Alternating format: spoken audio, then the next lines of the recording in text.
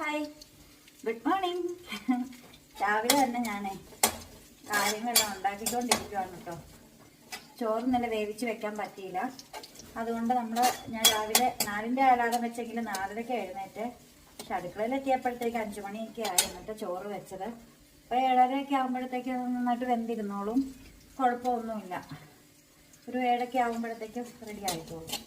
പിന്നെ വാഴയ്ക്ക, നമുക്കിഷ്ടംപോലെ വാഴയ്ക്ക ഉള്ളത് കൊണ്ട് പിന്നെ പച്ചക്കറിക്ക് ഒരു പഞ്ഞയില്ല എന്ന് പറയും പോലെ ഞാലിപ്പൂവും വാഴയ്ക്ക ഉണ്ടായിരുന്നു. അപ്പോൾ കഴിഞ്ഞ ദിവസം അമ്മച്ചി പറഞ്ഞു ഞാലിപ്പൂവും വാഴയ്ക്ക മെഴുക്ക് പുരട്ടി ഉണ്ടാക്കിയ വളർത്തി കഴിഞ്ഞിട്ടുണ്ടെങ്കിൽ ഏറ്റ വാഴയ്ക്കയുടെ ഫീലിങ്സ് കിട്ടുന്നു. ഞാനിപ്പോൾ വാഴയ്ക്ക മെഴുക്ക് പുരട്ടിയൊക്കെ ഉണ്ടാക്കി വെച്ചിട്ടുണ്ട്. പിന്നെ മീൻ ഇരിപ്പുണ്ടായിരുന്നു, നമ്മൾ കഴിഞ്ഞ ദിവസം വാങ്ങിയ മീൻ കുറച്ചെടുത്ത കറി വെച്ചുള്ളൂ. 2 കിലോ ചെമ്പല്ലി വാങ്ങിയത്. അപ്പോൾ അതിൻ്റെ കുറച്ചെടുത്ത കറി വെച്ചത്. അപ്പോൾ ബാക്കി ഇരിപ്പുണ്ടായിരുന്നു. 4 മീനുണ്ടായിരുന്നു. അതിൻ്റെ 2 എണ്ണം എടുത്ത് ഞാനിപ്പം കഷ്ണങ്ങളാക്കി അതിനെ റെസ്റ്റ് ചെയ്യാനായിട്ട് വെച്ചിരിക്കുകയാണ്, വറുക്കാൻ വേണ്ടിയിട്ട്.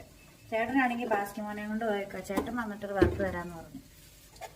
പിന്നെ ഞാൻ ബ്രേക്ക്ഫാസ്റ്റിന് ഉപ്പുമാവ് ഉണ്ടാക്കിക്കൊണ്ടിരിക്കുക. കഴിഞ്ഞ ദിവസം എനിക്കൊരു കമൻറ്റ് വന്നിട്ടുണ്ടായിരുന്നു, എന്തെങ്കിലും മോട്ടിവേഷൻ വീഡിയോ ചെയ്യൂ, മോട്ടിവേറ്റഡ് ആയ കാര്യങ്ങളൊക്കെ പറയൂ. ഇത്രയ്ക്കും കാര്യങ്ങളിലൂടെയൊക്കെ പോയപ്പോൾ അത്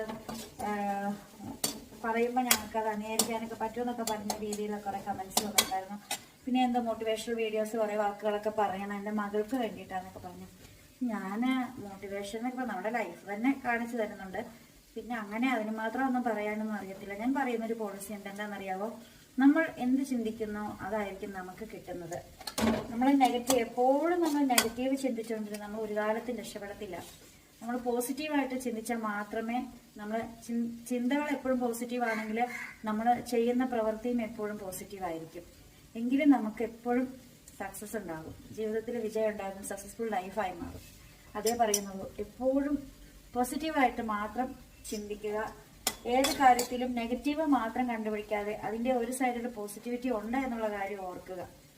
അത് മാത്രമേ ഉള്ളൂ. അതിൻ്റെ ഉദാഹരണങ്ങളൊക്കെ നമ്മൾ മറ്റൊരു വീഡിയോയിൽ പറയുന്നതായിരിക്കും കേട്ടോ. ഞാൻ ഉപ്പുമാവ് ഉണ്ടാക്കട്ടെ, എന്നിട്ട് വരാം. ടാറ്റാ. പിന്നെ 1 മിനിറ്റ് കിച്ചൺ ഇതിനകത്തൊക്കെ അങ്ങ് തീർന്നു പോയി എന്നും പറയാം. ടാറ്റാ.